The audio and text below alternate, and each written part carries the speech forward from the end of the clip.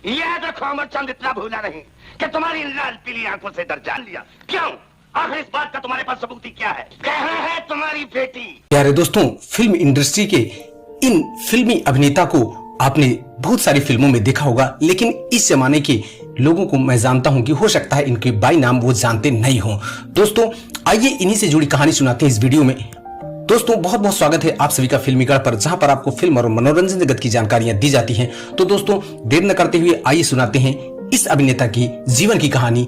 दोस्तों चैनल को सब्सक्राइब कर लीजिए ऐसे और वीडियोस देखने के लिए। तो दोस्तों देर न करते हुए आइए शुरू करते हैं। दोस्तों जिस अभिनेता को आपने अभी स्क्रीन पर देखा उनका नाम था डीके सप्रू। अपनी वजनदार आवाज और नीली आंखों वाले व्यक्तित्व से पर्दे पर जब अपना ऐसा प्रभाव जमाते थे कि उन्हें कभी पर्दे पर गरीब नहीं बनाया गया। हिंदी सिनेमा के रहमान जैसे उन गिने चुने अदाकारों में ये शामिल होते थे जिन्हें खानदानी रईस या जज जैसी बड़ी पदवी पर विराजमान पात्र के ही रोल दिए जाते थे। कभी नवाब तो कभी जमींदार तो कभी ठाकुर बने। सप्रू के परिवार का संबंध असली जिंदगी में भी कश्मीर के शाही खानदान से था। सप्रू के पिताजी कश्मीर के राजा हरि सिंह के शासन में उनकी डोगरा रियासत के खजांची हुआ करते थे। राजा के दरबार में इतने बड़े ओहदे पर होने की वजह से इस कश्मीरी पंडित परिवार के जम्मू तथा लाहौर दो शहरों में घर हुआ करते थे। दोनों घरों में आधा आधा साल रहना होता था, इसलिए सप्रू उर्दू और इंग्लिश दोनों भाषाओं पर काबू कर लिया था, जो आगे चलकर फिल्मों में उन्हें बहुत काम आया। और बचपन से ही उन्हें संगीत का शौक बहुत होने की वजह से दोस्तों की महफिल में सप्रू की मांग काफी रहती थी। वे अपना अवकाश का समय लाहौर में बिताते थे, लिहाजा जब कमाने का समय आया तब ये ठेकेदारी करने लगे, ठेकेदार बने और जालंधर छावनी में रहने लगे। वहां 2-3 साल रहने के बाद दोस्तों ने सुझाया कि गोरबंदी, नीली आंखों तथा दमदार आवाज वाले इतने प्रभावशाली व्यक्तित्व हो डीके जी, तो आपको फिल्मों में अभिनय करना चाहिए। तो जी हाँ, सप्रू का पूरा नाम था दया किशन सप्रू और दोस्त उन्हें प्यार से डीके सप्रू कहते थे।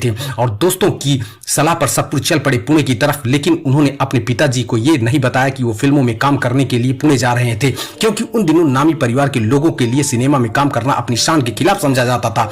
पुणे पहुंचकर सप्रू प्रभात स्टूडियो में वी शांताराम और उनके साथियों से मिले। प्रभात में उनकी पहली फिल्म थी राम शास्त्री, जिसमें पेशवा की सहायक भूमिका में नजर आए। मगर कश्मीर की गुलाबी खूबसूरती और इतनी अच्छी पर्सनालिटी कहां छुपने वाली थी। सप्रू को विक्रम बेडेकर की अगली फिल्म लखरानी में बतौर हीरो लिया गया। उन्होंने अपना नाम दया किशन या डीके नहीं पर कुल नाम सप्रू ही बतौर नाम रख दिया। ये बात थी 1944-45 की दिनों की, और उसी वक्त उनका मासिक वेतन 2500 रुपए था, जो उसके हिसाब से बहुत ज्यादा था। ये बात सप्रू की बेटी रीमा नाथ ने एक इंटरव्यू में बताई थी। सप्रू के 2 बच्चे थे, प्रीति सप्रू और तेज सप्रू भी हिंदी सिनेमा के अभिनय क्षेत्र में आए और बेटी रीमा को पहले माधुरी दीक्षित तथा अनिल कपूर के सेक्रेटरी राकेश नाथ की पत्नी के रूप में जाना जाता था। प्रभात स्टूडियो में ही सप्रू साहब की पहचान और दोस्ती देवानंद, गुरुदत्त और रहमान जैसे कलाकारों से हुई।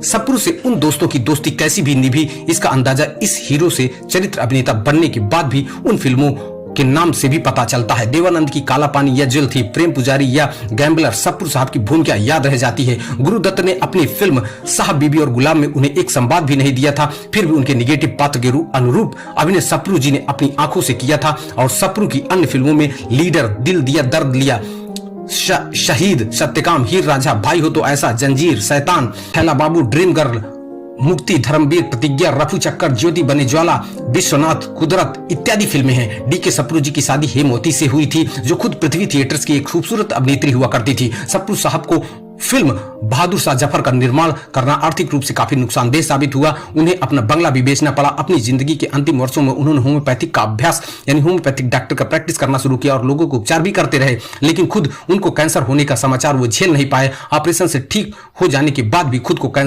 दोबारा कैंसर हुआ और उस आघात से वो दिन ब दिन कमजोर होते चले गए। आखिर में सन 1979 में सिर्फ 63 साल की आयु में हार्ट अटैक से उनका देहांत हो गया। तो दोस्तों ये थी डीके सप्रू की कहानी। ऐसे और कलाकारों के बारे में जिन्हें आप नहीं जानते हैं, उन सबका वीडियो लेकर आते रहेंगे, उनके जीवन के बारे में बताते रहेंगे।